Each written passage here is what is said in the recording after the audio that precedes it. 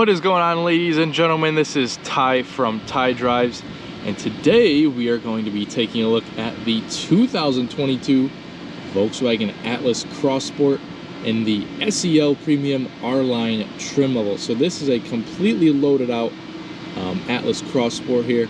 The most sporty, the most luxurious, you name it, this Atlas has got it. And in this video, we're going to be taking a look at all of the features it has to offer, starting with the exterior.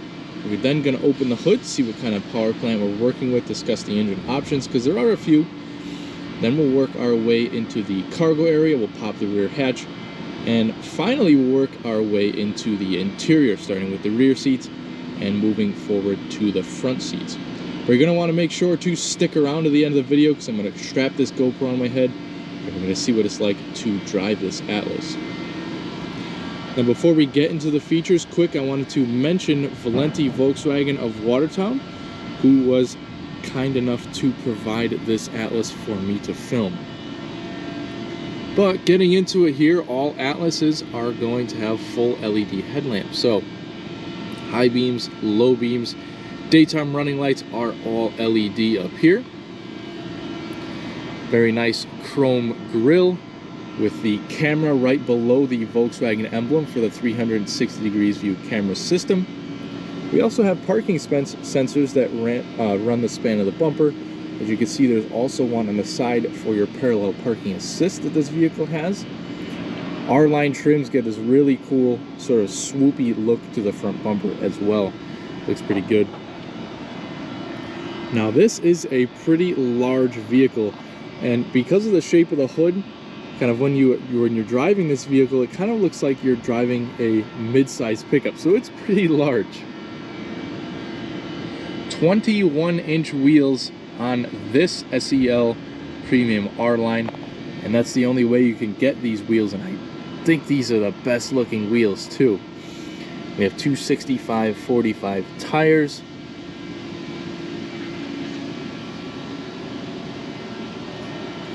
We have roof rails and the panoramic sunroof up top. And on our mirrors, you can see another set of cameras right here for the 360 degrees view. We also have the blind spot on the mirrors. Smart key entry on all 4 door handles. You just tap this little portion here to lock and put your hand behind the handle to unlock. You can see we have a little bit of chrome running down the bottom of the doors, and pretty much the same wheel setup back here. But right about here is where you see the Cross Sport sort of shape. So it's kind of one of those coupe style SUVs. So that's pretty cool shape it gives off out back. We have the spoiler and shark fin antenna up top. Same treatment as up front, so full LED tail lamps back here, the brake lights, turn signals, tail lights, everything is LED back here. Very nice use of chrome on this vehicle too. We have a chrome strip running the back as well as sort of the middle of the tailgate. Parking sensors back here as well. This also has the towing package. We could tow a pretty decent amount with this vehicle. And we have the SEL V6 badging, Atlas badging. We have the trunk release and the reversing camera under there, and the 4Motion all-wheel drive emblem back here. So I think this is a really unique looking car, the Atlas Cross Sport. Kind of surprised they came out with this model at all, but I'm very glad that they did, because it sure is a looker. What do you guys think about the styling on this car? Let me know in the comments below. So when you get the SEL Premium R-Line, it automatically comes with the biggest engine available, which is a 3.6 liter naturally aspirated V6, and it's good for 276 horsepower, 266 pound-feet of torque. Those are pretty good numbers too, and it comes mated up to the 4Motion all-wheel drive system.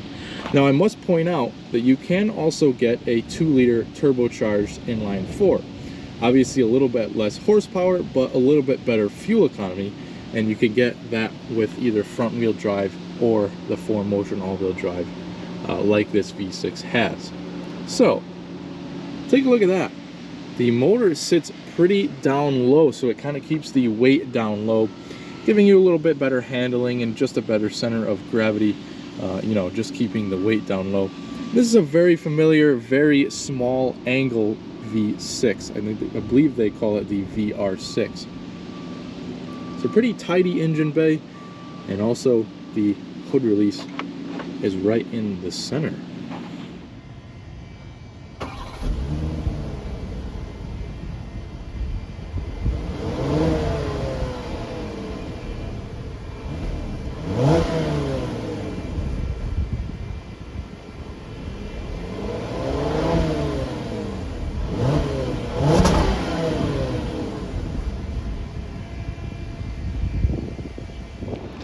Alright, so the cargo area in the Atlas Cross Sport,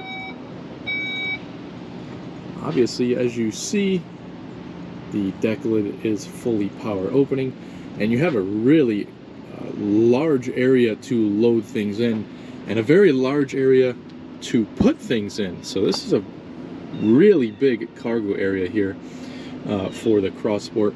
Now, it does hinder it just a little bit because of the sloping rear glass, but I really don't think that you'd have a problem because it's so cavernous in here. Comes with lots of accessories, this particular vehicle. The all-weather floor mats, roadside assistance kit, first aid kit, cargo blocks, and wheel locks are back here. You get lighting to either side, as you see, and then grocery bag hangers as well. This one also comes accessorized with the cargo shade that you can just pull back like so, and it'll stay in place. Then you could also fold the rear seats sort of 60-40. They'll fold down flat, and you have even more cargo space. If you lift up the floor, you can see you have the subwoofer for the Fender audio and the spare tire underneath it. Close the trunk, just press the button.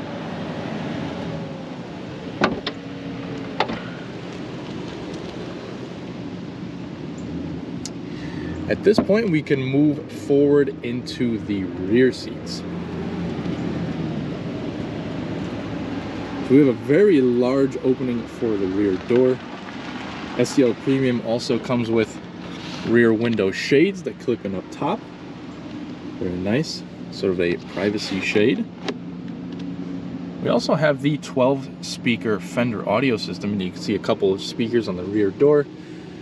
Very nice contrast stitching, and also a contrast sort of door rest there. So all the door rests are sort of a gray color to contrast the black seats. We have a couple of storage bins, upper and a lower, and then sort of a bottle holder over there. So lots of storage on the doors. This being the SEL Premium, does come with the full leather seats. So nice perforation designs, and also some pretty cool stitching on the sides and whatnot. You know, the headrests up here, and you also get a center console to fold down with a couple of cup holders if you like. And if you wanted to fold down the seats, you just pull this lever right here and they'll fold flat. Now, the Atlas has always been a pretty darn large car, and when they came out with the Cross Sport, it is equally as large in the second row, so you don't really lose any second row legroom. It's still pretty massive. I'd say about 5-6 inches of legroom, and I'm about 5'10", and I adjusted this front seat to a suitable seating position for myself. Some pretty good amenities back here too. You have the air vents, heated seats, and you also have the USB Type-C chargers, and a nice household power outlet, so that's pretty awesome. Very small hump in the center here, so you have plenty of room to have 3 passengers back here as well. So that's something definitely worth noting. You have LED illumination, grab handles, and take a look at how big the panoramic sunroof is back here. You can see the fabric does a very nice job blocking the light out when you have it out. And you have a full black headliner, which is always a very nice feature.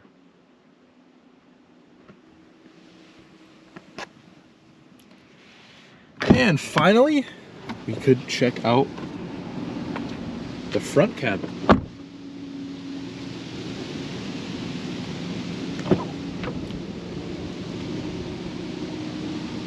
So the design of the front doors is much like the rear.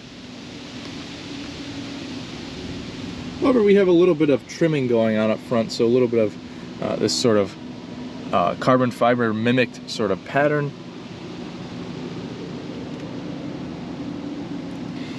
We have our power folding mirror controls and all the windows lock out for the rear as well. And we also have a trunk release and a pretty big storage container there. Nicely designed stainless steel tread plates there. We also have the lever for the telescoping steering wheel. A little bit of a change pouch just to put little knickknacks in there. Our headlight controls. Also the fog lights as well. And your climate vent there. Very nice seats. I like the sort of gray accents in this car, so that's pretty cool. Again, perforated like the rear seats. Very nice feel to the leather. And you also have 3-person memory and 2-way lumbar with the rest of your power controls there as well. Alright, so now that we're seated inside the Cross Sport, we get a pretty nice key with some chrome upper and lower accents at the lock, unlock, trunk release, and remote start, and also the panic alarm on the side. Also, there's a physical key on the inside. You just move this over and slide it out in case you need to use that. So, pretty nice key. It's got some weight to it too, so that's pretty cool. To start, you have the button right over here.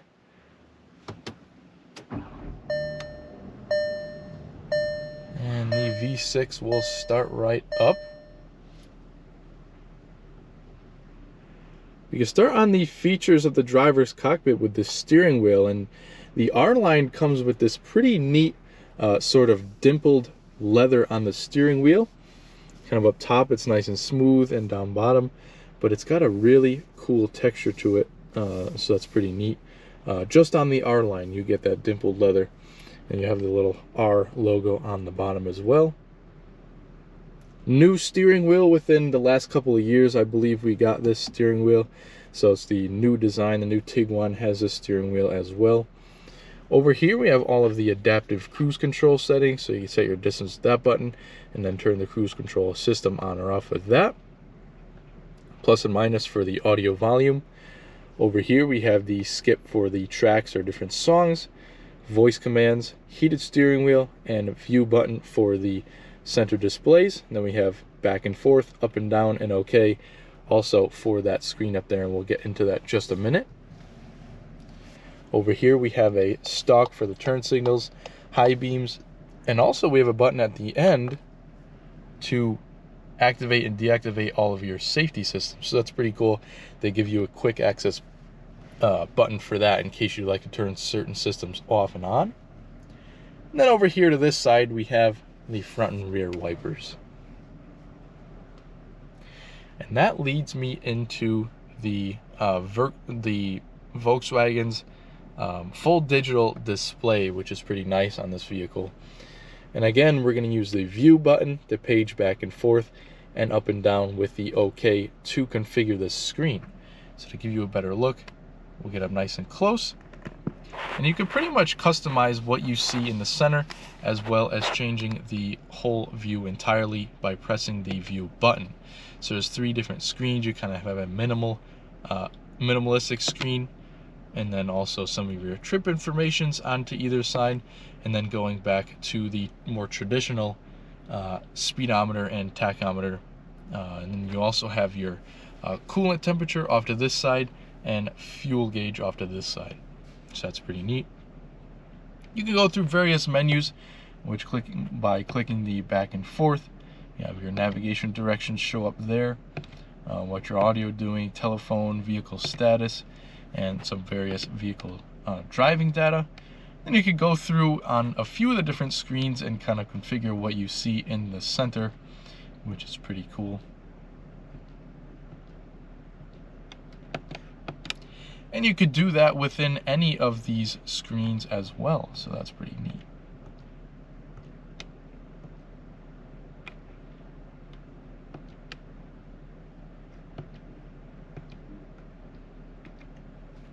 So yeah, pretty neat system there. Just a quick overview of that, so this video doesn't take too long. But upper dashboard is nice quality with some stitching and a pretty large storage tray up here, which is all rubberized. You have a center channel speaker up there. You also have your dimming rear view mirror. And that brings me down to the main infotainment screen. We have 4 different clocks to choose from when the system is off, but once you turn it on, you can see that the radio pops up. And then if we click this menu button, that is kind of like your home screen with a jumblation of all your different apps. And this system also does have a sort of gesture control to a certain extent, so you kind of got to find where it will activate it, and you can just kind of swipe your hand back and forth like some wizard, and you could change different menus, which is pretty neat there. I don't know how useful it's going to be, but at least you have it, and it's a pretty cool party trick. First of all, we have the radio, all of your presets in the center, sources onto this side, station list, and all of that good stuff over here with the tuning. And you can use this knob over here as a tuning knob. And we also have the audio settings. We have the media and phone, voice commands button over here, and we also have the navigation screen right here, and we could put in an address. So this actually has built-in navigation that comes with the car, in addition to Apple CarPlay and Android Auto that you could hook up and also use navigation with. We have the car screen here, so we have a couple of different trip settings right there, and a couple of other things that we can adjust with the digital cockpit. I'm going to try to give you a good view of that. So as we adjust, what you see in the center of the speedometer and tachometer changes, so that's pretty cool.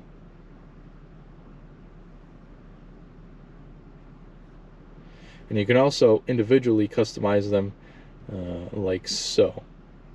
So that's pretty cool. One more screen here is the vehicle status. This has to do with maintenance reminders and things like that, like the tire pressure. And we also have an off-road screen, which is pretty cool. So we have the steering angle off to the left, as you can see, a compass and sort of your elevation. You could swipe between seeing different things like your oil temperature, your coolant temperature, and things like that. So you could kind of swipe through all the various screens. That's pretty awesome.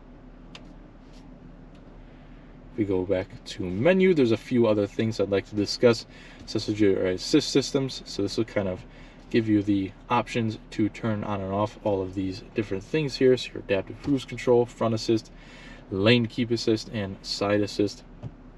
So that's pretty cool. App Connect has to do with your Apple CarPlay and Android Auto. We also have the vehicle screen like you saw earlier.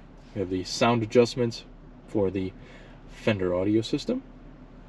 We also have climate control that you could adjust through the screen here, so temperatures to either side, fan speed over here, and where you want the air to come out. And we also have an air care, so like an extra filtration for the outside air coming in.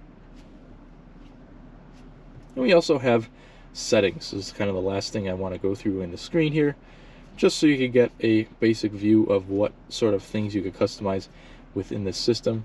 You also swipe from the top, get your gauge dimmer, and various other things like that. So, pretty cool touchscreen. Bunch of things that you could go through. I didn't want to take too much of your time to go through it, but just a quick overview will do for that. Main climate control is down here. We have the temperature for the driver and passenger, and also the fan speed in the center. We have heated and cooled seats for both the front passenger and driver. We also have this button over here for where you'd like the air to come out, and that'll show up top. You can either touch it or just keep tapping it, each one whenever you choose. That's pretty much it for the climate control. You have the quick defrosters and AC settings. Yeah, that's pretty much it for the climate control. Pretty simple. We have the auto start stop on and off, as well as the hazards button. Move the shifter back so that you can get a good view of the storage area in here, which also acts as a wireless charging pad. So you just stick your phone right in here and it'll start charging for you. 2 USB-C inlets and a 12-volt power outlet is down there as well. 8-speed torque converter automatic transmission for all Atlases, regardless of front-wheel drive, all-wheel drive, or V6 4-cylinder. So we'll get this transmission regardless. Drop it on into reverse, and you can see that the reversing camera pops up. And then we could also pull up the 360-degree view camera system, and I like how it pops up the parking sensors too, so that's pretty cool. Neutral and drive, of course, and if you bump it down like so while you're ready in drive, you kind of put the transmission into a sport mode, or you could also bump it over into a manual mode as well, so that's pretty cool. The start stop for the engine, electronic parking brake, and a couple of buttons down here too to bring up your parking camera and activate your parking sensors quickly, so that's pretty nice. And you also have the parallel parking assist button right here, so if you press that, that'll kind of turn on in the center of the gauge and give you instructions on what to do, and it'll kind of take over the steering wheel. 2 very large cup holders in the center, and they light up at night, which is pretty cool. Very large center console, pretty soft, and you open that up. Very large storage console and another USB-C inlet. On the passenger side, they have a nice trim lockable glove box with a pretty good amount of storage in there. On the upper stack, we have LED illumination, also your more lighting controls, sunroof, sunshade controls as well, and sort of information and SOS buttons up here. Now, as you saw before, the sunshade blocks out pretty much 100% of the light. Once you press that back button there, it'll open up very nicely. So these are the sunshade controls. This is the sunroof controls. You can both tilt and slide. And once that sunshade is fully open, you get a pretty airy feeling in here, so that's pretty cool. A couple more things I'd like to point out are the visors, and they're pretty large. Take a look at how big they are. You have the card holder, mirror, and light. And that pretty much does it for the interior of the Atlas Cross Sport.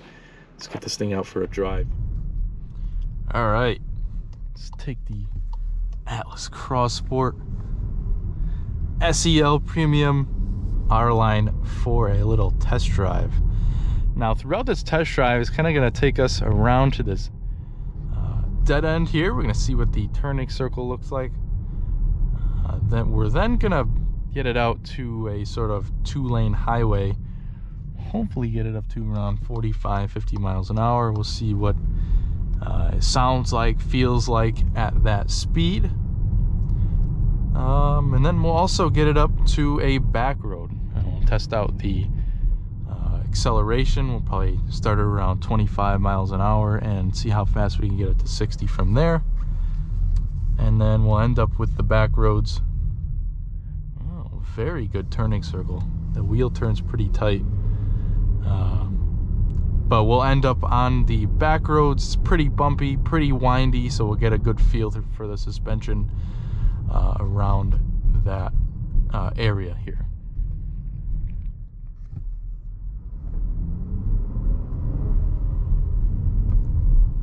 So right away, as you notice, when you drive these Atlases with the V6s, they actually sound really good. This is a really good sounding motor, and it sounds like it belongs in like maybe an R32. So, I mean, it could be the same motor. It is the VR6, but this is a 3.6 rather than the one that's in the R32.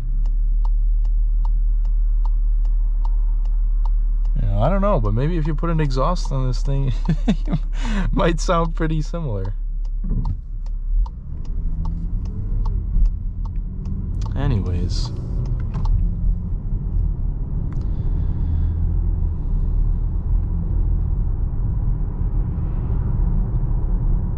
Very fast reacting transmission. As you can see, it's shifting at a very perfect moment, keeping the RPMs low, which means we'll return a pretty good fuel economy.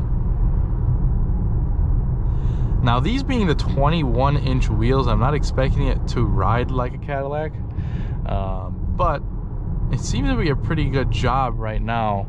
A little bit of tire noise coming, and a little bit of wind noise too from these large mirrors, but nothing too crazy, really at all. Just a few things I'm picking up on.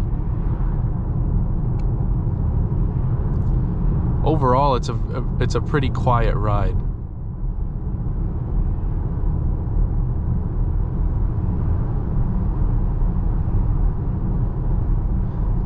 I like how you have the little R logo at the bottom of the instrument cluster there. That's pretty cool.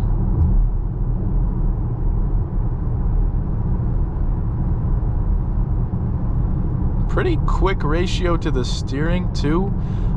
Really light weight to it though, so you don't get much steering feel, but the ratio too is pretty darn good.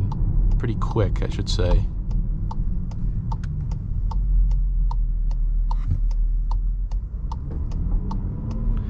Alright, so at this hill here, we'll get it to about 25. And at that point, we'll floor it and see how fast we can get this up to 60.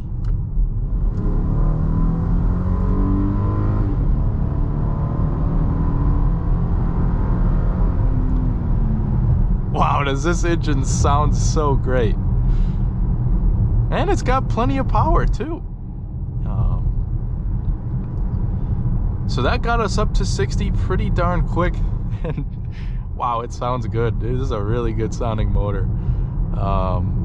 Also, if you'd like to see a video on the other motor that comes with this vehicle, which is the 2-liter turbo, definitely check my channel, because we did film a 2021 Atlas with the 2-liter turbo, and it's a very interesting comparison. The 2-liter turbo feels just as fast as the V6 does, and it's perfectly fine. The only advantage I would say that this motor has over that is on the highway. So, you know, the V6 will always do a little bit better on the highway than the 4-cylinder will. But acceleration wise, you know, and around town, very similar, very similar. The 4-cylinder actually shocked me. That it was felt just about as quick as the V6 did. So pretty impressed with the 2-liter 4-cylinder that goes in the Atlas.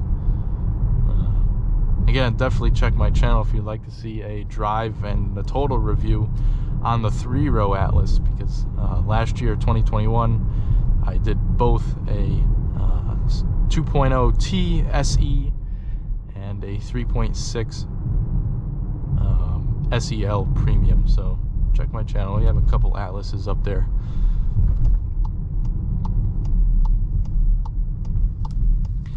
The ride seems to be pretty comfortable so far.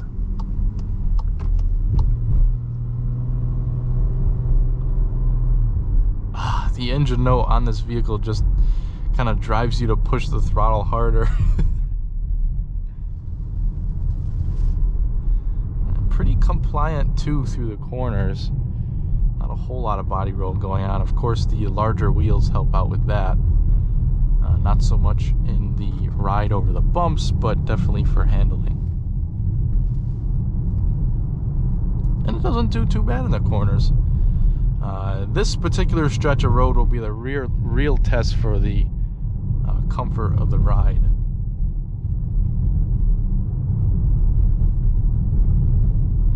And you could definitely tell that this is a more comfort-oriented suspension, but again, it does have the 21-inch wheels, so it's a little bit more rough than I would say if you had even a 19-inch set of wheels, or the 18s that come on the base car. So if you're looking for comfort, maybe downgrade the wheels a little bit. But if you're looking for style, this is the one to get. I really like the look of this car, and it's not even worth it's not even a huge difference between the ride with the smaller versus the bigger wheels, but it's just something to keep in mind when you're shopping for one of these.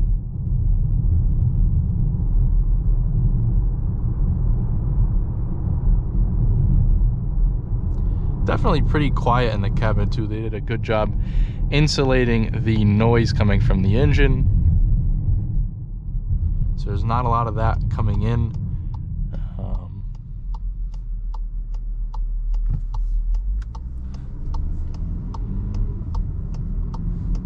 Except when you're on the throttle.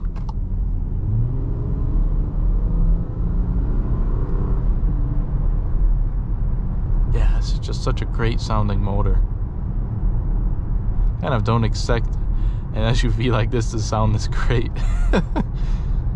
But leave it up to Volkswagen to do so.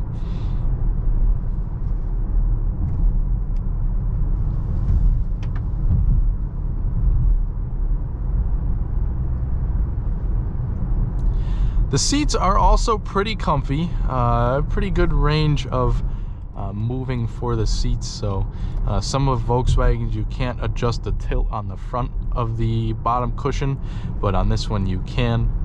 So that's pretty good. It'll give you a little bit extra thigh support for long trips, and you also get the two-way lumbar, which is fine.